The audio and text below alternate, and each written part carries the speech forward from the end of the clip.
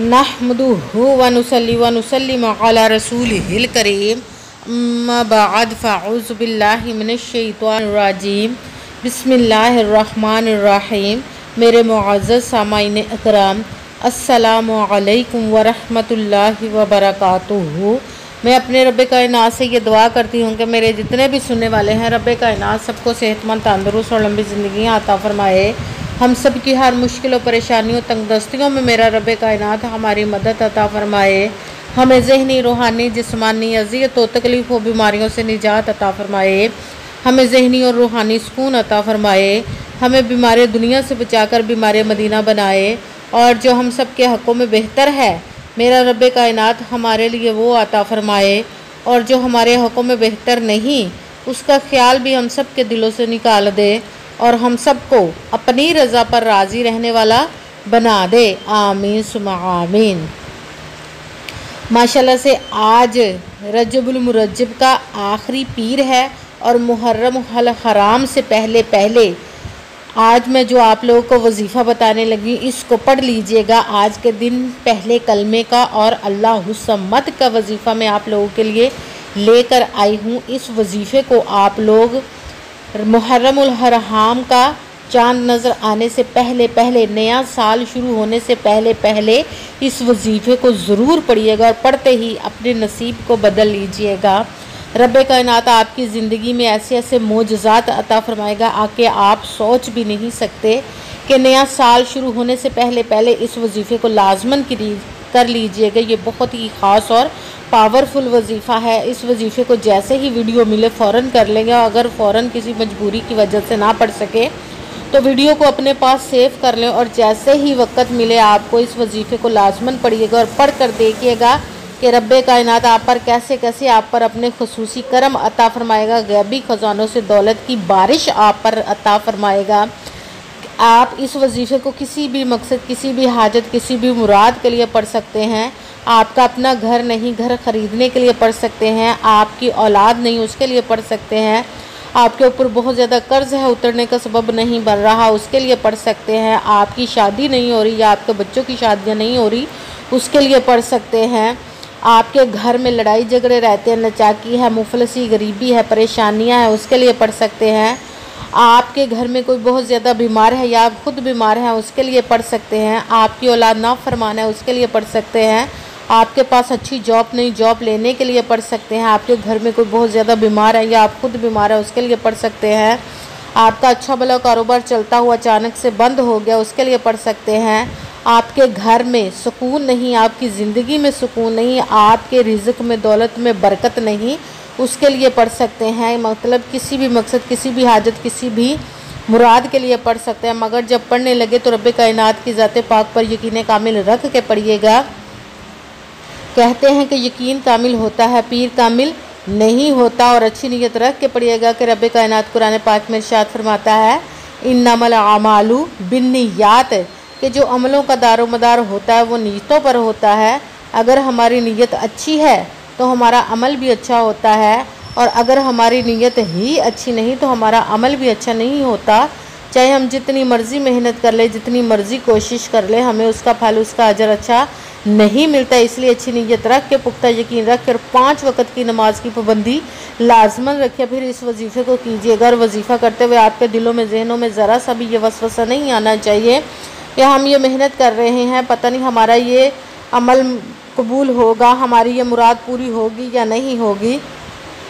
आपने सिर्फ मेहनत करनी है, उसका फल, उसका अजर देना उस ज़ाते पाक का काम है, क्योंकि उसकी दस्ते कुदरत से कोई चीज़ बाहर नहीं और उसके कुन कहने की देर है और फयाकून हो जाता है। आपने अमल करने के बाद उसके कुन का इंतज़ार करना। इंशाअल्लाह इंशाअल्लाह उल अज़ीज़ वो आप पर अपना खुसूसी करम अता फ़रमाएगा, आपके नसीब के बंद तालों को खोल देगा, आपके तकदीर के सितारों को चमका देगा और आप पर ऐसे ऐसे मोजज़ात अता फ़रमाएगा इंशाअल्लाह इंशाअल्लाह उल अज़ीज़। अगर वीडियो अच्छी लगे तो इसको लाइक ज़रूर कीजिएगा और आगे भी शेयर कर दीजिएगा, ताकि किसी दूसरे को हमारी वजह से फ़ायदा पहुँचे तो हमारे लिए सदका जारिया बन जाए। और जो नए हैं इस चैनल पर, इस चैनल को सब्सक्राइब कर लें और बेल आइकन को भी दबा लें, ताकि मेरी अगली आने वाली वीडियो आप तक पहुंच सके। अगर कोई मुझसे किसी मसले के बारे में इस्तारा करवाना चाहते हो या किसी काम का हिसाब लगवाना चाहते हो या किसी काम के लिए वजीफ़े को पूछना चाहते हो, या कुरान पाक ऑनलाइन पढ़ना चाहते हो, या महफिल मिलादुन नबी के लिए बुलवाना चाहते हो, तो व्हाट्सअप का नंबर वीडियो पर चल रहा है, आप लोग मुझसे रब्ता कर सकते हैं। अगर मेरे भाई या बुज़ुर्ग मुझसे रब्ता करना चाहते हो तो व्हाट्सएप पर वॉइस मैसेज करके मुझसे बात कर सकते हैं, अपना मसला बता सकते हैं। अगर बहनें या माएँ मुझसे रब्ता करना चाहती हो तो व्हाट्सएप पर वॉइस कॉल करके मुझसे बात कर सकती हैं, अपना मसला बता सकती हैं। आपने वजीफ़ा करने से पहले कमेंट्स में अपना नाम और जहां आप रहते हैं उस जगह का नाम और अल्लाह पाक का एक नाम लाजमन लिख लें, ताकि मैं भी आप लोगों के लिए दुआ कर सकूं और फिर वजीफ़े की भी आप लोगों को इजाज़त मिल जाएगी।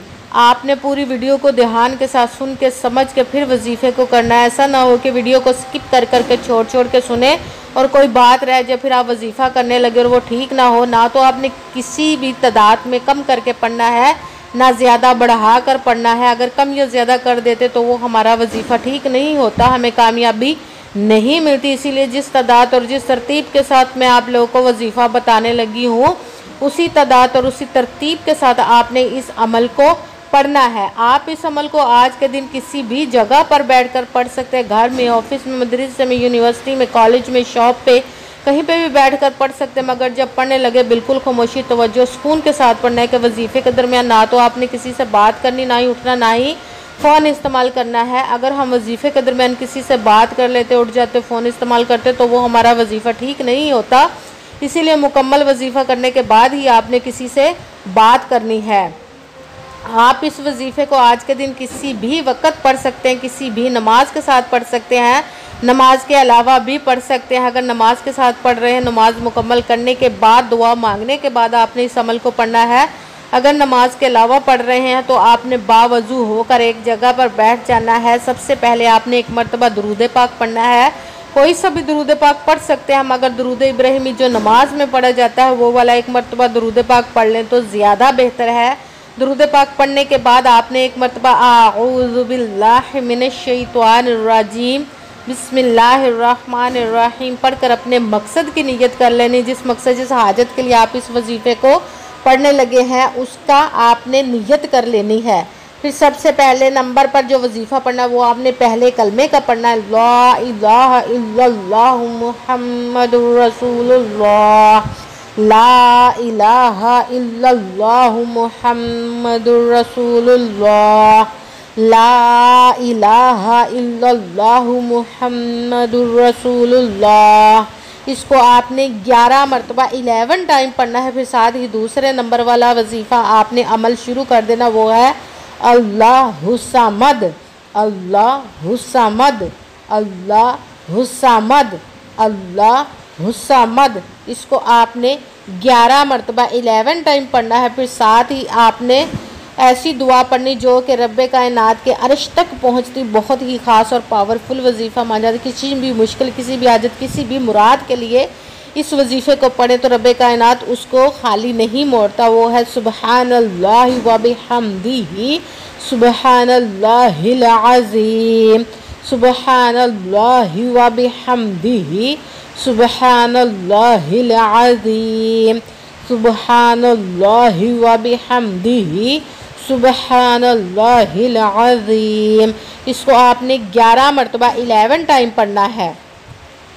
सबसे पहले एक मरतबा दुरूद पाक पढ़ा, फिर आपने एक मरतबा आऊज़ु बिल्लाहि मिनश शैतानिर रजीम बिस्मिल्लाहिर्रहमानिर्रहीम पढ़कर अपने मकसद की नियत कर लेनी। फिर सबसे पहले नंबर पर जो वजीफ़ा पढ़ना है वो पहले कलमे का ला इलाहा इल्लल्लाह मुहम्मदुर रसूलुल्लाह।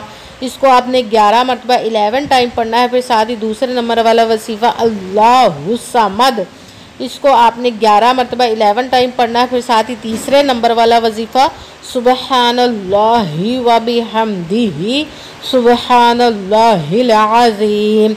इसको आपने 11 मरतबा 11 टाइम पढ़ना है। आज के अमल में टोटल 3 अमल आपने पढ़ने हैं। फिर जब ये वजीफ़ा मुकम्मल कर ले तो फिर एक मरतबा आपने वही दुरूद पाक पढ़ना है जो दुरूद पाक आपने वजीफ़ा शुरू करने से पहले पढ़ा था। जब दुरूद पाक पढ़ लिया, अब आपका वजीफ़ा मुकम्मल हो गया।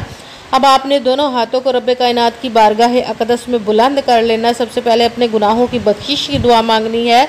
फिर जिस मकसद जिस हाजत के लिए आपने इस वजीफ़े को किया उसकी खूब दुआ कीजिए। अगर दुआओं में मुझे भी याद रखिएगा, मेरे लिए भी दुआ कीजिएगा। जज़ाकल्लाहु खैरा।